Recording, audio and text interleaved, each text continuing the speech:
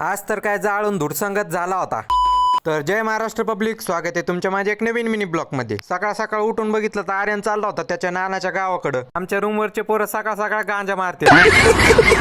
रूमवरचं सगळं मिटून निघालो होतो मग मेसला जेवण करायला. मेस मध्ये काय माझ्या जुन्या रूमवरचे पोट्टे भेटले मला. रीडिंगला पण लय बोर झालं होतं त्यामुळे निघालो होतो मग परत रूम कडं. लो बताओ भाई साहब कस्तूरी मेथी समझ के फिर गांजा खा लिया इसने। बिल्लू एवढ्यात भावाचा फोन आला, तुला डब्बा घेऊन येऊ राहिले. म्हणलं ये घेऊन. मग डब्बा घेतला, रूमला आलो मस्त पैकी. तर येऊन आवरून मस्त पैकी निघालो होतो मग शिवजयंतीला. एवढ्या गर्दीत काय माझे मित्र काय मला सापडत नव्हते. महाराजांचं दर्शन घेतलं. जो छत्रपती शिवाजी महाराजांचा मावळा असन तो कमेंट मध्ये जय शिवराय नक्कीच लिहिन. येडे चाळे करायचं म्हणल्यावर पोरं काय माग सरकतच नाही. पोरांचे येडे चाळू चालूच होते. तेवढ्यात जारंगे पाटलांचा काफिला आला. जारंगे पाटीलचा पण वेगळाच क्रेज आहे बीड मध्ये. आम्हाला काय मध्ये जायला जागा देत नव्हती. मग लटकला गाडीला. जारंगे पाटलाच्या एंट्रीला धुरसंगत झाला. वन साइड मार्केट जाम करून टाकलं होतं पाटलांनी सगळं. जारंगे पाटलाला बघायला फक्त एका गाडीवर 3 ते 4 जण उभा होते बाई. क्रेज म्हणजे क्रेजच होता. सगळं उरकून मस्त पैकी जाता जाता एक भेळ घेतली खायला. लय भूक लागली होती.